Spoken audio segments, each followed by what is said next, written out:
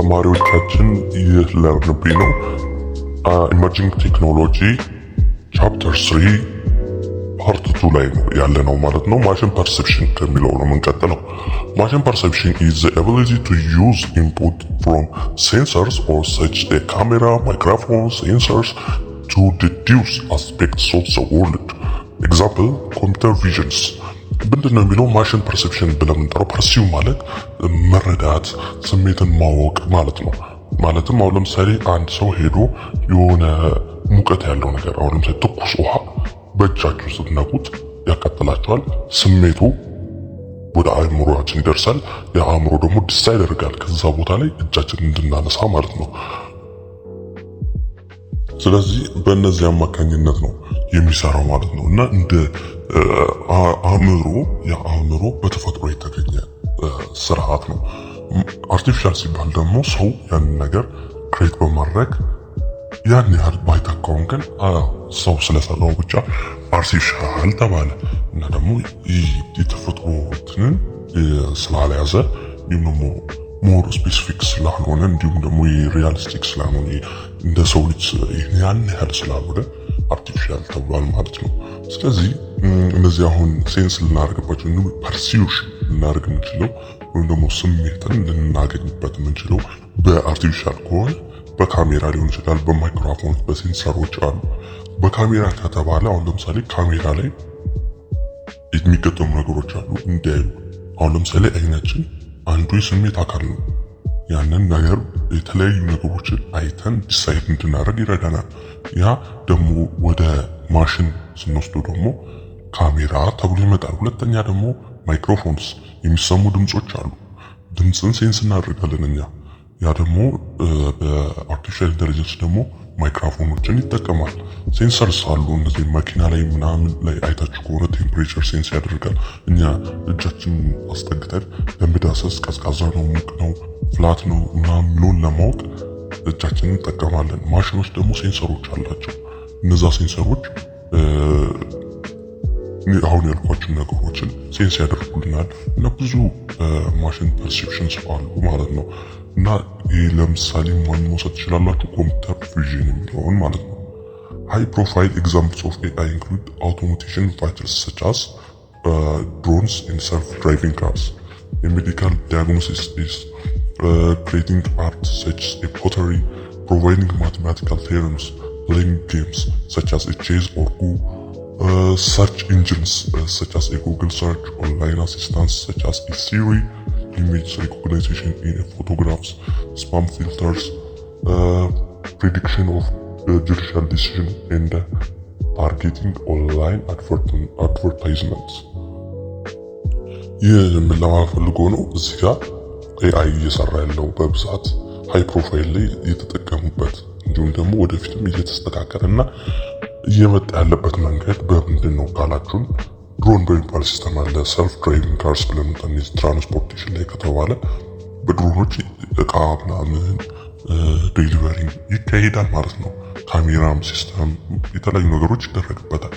ሰልፍ ድራይቪንግ ካርስ ብለን የምንጠራቸው ደግሞ እነዚህ በራስ መንቀሳቀስ የሚችሉ የሰው ዳይሬክትሊ ገብቶ እዛ ሹፌር ሜል የለበት ማለት ነው።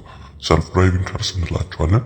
ሜዲካል ዳያግኖሲስ አሉ። እነዚህ ዳያግኖሲስ የሚደረጉ አሉ። እነሱ ደግሞ በአርቲፊሻል ኢንተለጀንስ እየተስተካከለ የሚመጣበትን መንገድ።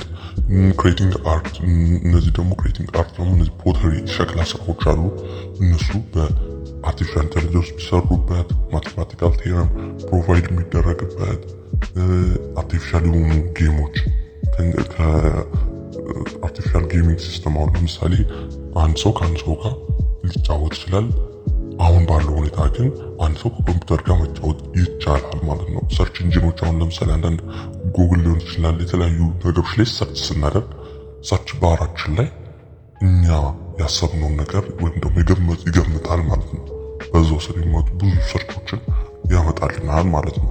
ያ ሰርች ኢንጂን ሲስተም ይባላል። ኦንላይን አሲስታንስ እነሱ ለማማከር ሊሆን ይችላል። የተለያዩ አሲስታንቶችን ለማግኘት ከፈለግን፣ ኢንፎርሜሽን ከፈለግን ሲሪ የሚባል አለ። አይፎን እና የተለያዩ ስልኮች ላይ የምናገኛቸው ማለት ነው። ኢሜጅ ሪኮግኒሽን፣ ፎቶግራፍስ፣ ስፓም ፊልተር፣ እነዚህ ያልኳቸው ዲሲዥን ሜክ አሉ በየት መንገድ ይካተታሉ ለሚለው ኤአይ ማለት ነው።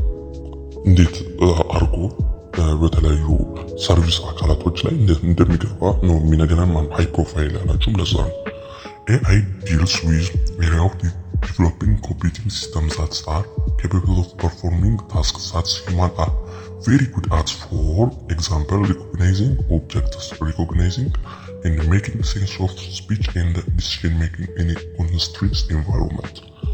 አካባቢ ላይ ያለውን ነገር በመረዳት ወይም ደግሞ ሴንስ በማድረግ ሪኮግናይዝ በማድረግ ወይም ደግሞ እውቅና በመስጠት ለዛ ኦብጀክቶችን የሚያውቃቸው ከሆነ እውቅና በመስጠት የተለያዩ ሰው ያረቀቀውን እነሱ ደግሞ ተምረው የሚያገኙበት ኤአይ ሲስተም አለ ዲቨሎፕ እየተደረገ ነው ይላል።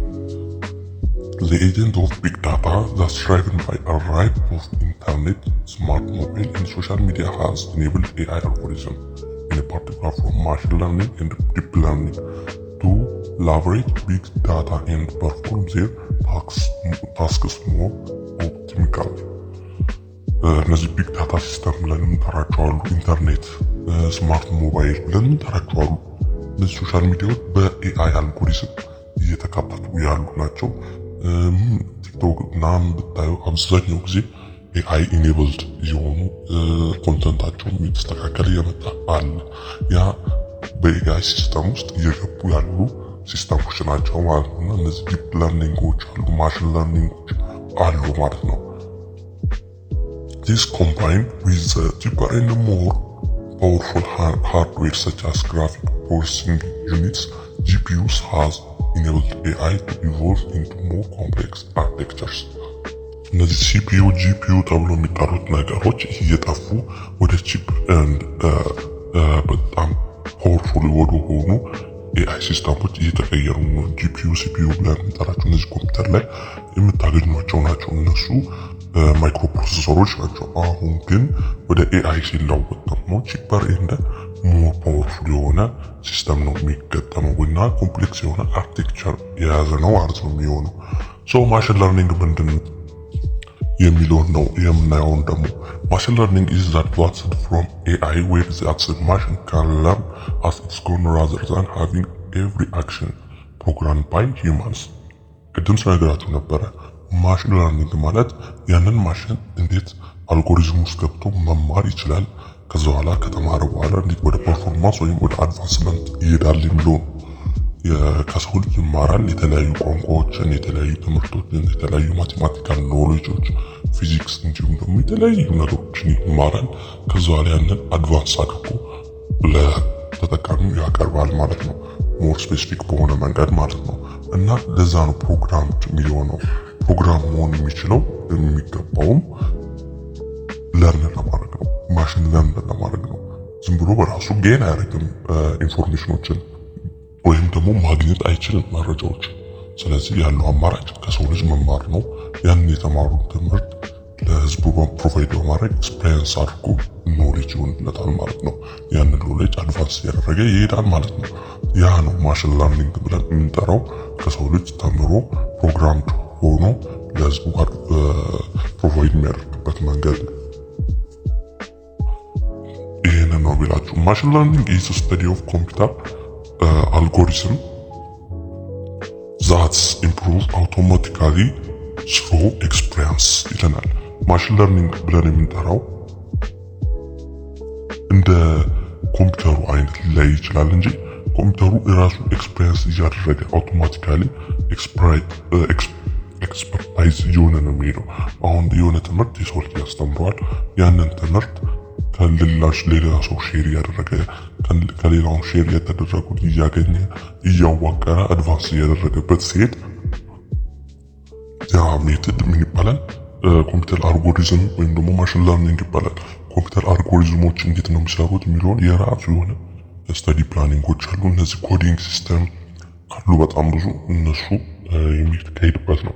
The term machine learning was introduced by Arar Samir in 1959 አራር ሳሚር የተባለው ሰው በ1959 አካባቢ የማሽን ለርኒንግ ነገር አስተማረ፣ ተናገረ። ኢንትሮዲዩስ ደግሞ ያደረገው እሱ ጊዜ ነው ማለት ነው። ኒውራል ኔትወርክስ አር ባዮሎጂካል ኢንስፓየርድ ኔትወርክስ that extract extract features from data in hierarchical fashions. Thus, the field of neural networks with several hidden layers is called deep learning. ኒውራል ኔትወርክስ ማለት እነዚህ እንትኖች አሉ፣ ኔትወርኪንግ ሲስተሞች ናቸው። ከሰው እንዴት ነው መረጃን የምናገኘው የሚለውን ነገር ባዮሎጂካል በሆነ ስፓይድ ኔትወርክ በማድረግ ከሰው ጋር ሊሆን ይችላል ከሌሎች ነገሮች ፋሽኒት አድርጎ ዳታዎችን ይሰበስባል ማለት ነው። ከዛ በኋላ ያን ኔትወርክ ወደ ራሱ ሰብስቦ ዲፕ ለርን አድርጎ አጥንቶ ሃይድ የሆነ ኤሪያ ይባላል፣ ወይም ደግሞ ኒውትራል ሃይድ ይባላል። ማለትም አሁን ይሄን ነገር ፕሮሰስ ለማድረግ ሲፈልግ አንድ ኮምፒውተር ያንን እውቀት ፕሮሰስ አድርጎ አጣርቶ አናላይዝ ሲያደርግ እኛ ያንን ነገር አናየው። ፕሮሰስ ሲያደርግ ሃይድ የሆነበት ምክንያት ለዛ ነው። ከዛ በኋላ ያንን ሪኮግናይዝ ያደርጋል ወይ ደግሞ እውቅና ይሰጠዋል ማለት ነው። መጨረሻ ላይ ያ እውቅናውን ደግሞ እኛ ማየት እንችላለን ከዲፕ ለርኒንግ ውጪ ማለት ነው። ያ ማለት አሁን እዚህ ጋር እንደምታዩት አርቲፊሻል ኢንተለጀንስ ከመሆኑ በፊት ዲፕ ለርን ያደርጋል፣ ፕሮሰስ አድርጎ ይማራል፣ ከሰው ጋር ፕሮግራም ያደርጋል ማለት ነው። ከዛ በኋላ ወደ ማሽን ለርኒንግ ላይ ነው የሰው ልጅ ፕሮግራም የሚያደርገው። ዲፕ ለርኒንግ ላይ እኛ ዳታውን እንሰጠዋለን፣ ያ ያገኘውን ዳታ ራሱ ፕሮሰስ ያደርጋል፣ እዛው ውስጡ በራሱ ፕሮሰስ ያደርጋል። ከዛ በኋላ ያ ሃይድ የሆነ ፕሮሰስ ወደ ግልጽ ይሆናል ማለት ነው። ኤክስትራክት ይሆንና ወደ ማሽን ለርኒንግ ይለወጣል። ያንን ደግሞ ለህዝቡ ሼር እያደረገ እያስተማረ ከዛ በኋላ ለራሱን ኤክስፒሪየንስ እየኖረው ሲሄድ ደግሞ ወደ አርቲፊሻል ኢንተለጀንስ ወይም ወደ ኤአይ ይለወጣል ማለት ነው። ይሄ ነው ፊገሩ ላይ የምታዩት ነገር ማለት ነው። ሶ ቀጣይ ደግሞ ኒድ ፎር አርቲፊሻል ኢንተለጀንስ ደግሞ to create expert system that exhibit intelligence behavior with the capability to learn, demonstrate, explain and advise its users. ምንድን ነው የሚያደርገው? ይማራል፣ ዴሞንስትሬት ማድረግ ይችላል፣ መለየት አንዳንድ ነገሮችን ጥሩ መጥፎ የሚሆነውን መለየት፣ ኤክስፕሌን ማድረግ፣ አድቫይስ መስጠት፣ ምክር መስጠት ይጀምራል። ኤክስፐርታይዝ ሲሆን ማለት ነው። ያ ኤአይ ከአርቲፊሻል ኢንተለጀንሱ ኤክስፐርት እያደረገ ሲመጣ በዛ ነገር ላይ ማለት ነው ዩዘሮችን ተጠቃሚዎችን ያስተምራል፣ እንዲሁም ደግሞ ይማራል፣ ዴሞንስትሬት ያደርጋል፣ ኤክስፕሌን አድቫይስ ይሰጣል።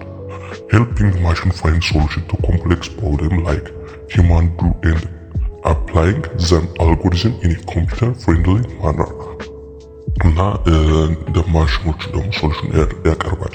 ሰውንም ችግር ውስጥ ሲገቡ እንዲሁም ደግሞ ትራቭል ሲያጋጥማቸው ሶልቭ ለማድረግ ይረዳቸዋል ከተለያዩ መረጃዎች ስለሚያገኝ ማለት ነው። ያ ነው አፕላይንግ ሲስተም አልጎሪዝም የሚጠቅመው። እና ለምን አርቲፊሻል ኢንተለጀንስ ይጠቅማል ከተባለ ይሄ እነዚህን የሰው ልጅን ትራቭል ለመቀነስ ያግዛል ማለት ነው። ኮምፕሌክስ የሆኑ ፕሮብሌሞችንም ለመቀነስ ያግዛል ማለት ነው። ኔክስት ጎል ኦፍ አርቲፊሻል ኢንተለጀንስ የሚለውን እንቀጥላለን ማለት ነው። ለዛሬ ግን እዚህ ጋር እናቆማለን። ቪዲዮአችን ላይክ፣ ሼር፣ ሰብስክራይብ ማድረግ እንዳይረሱ። ሌሎች ተማሪዎች እንዲደርሳቸው እርዷቸው።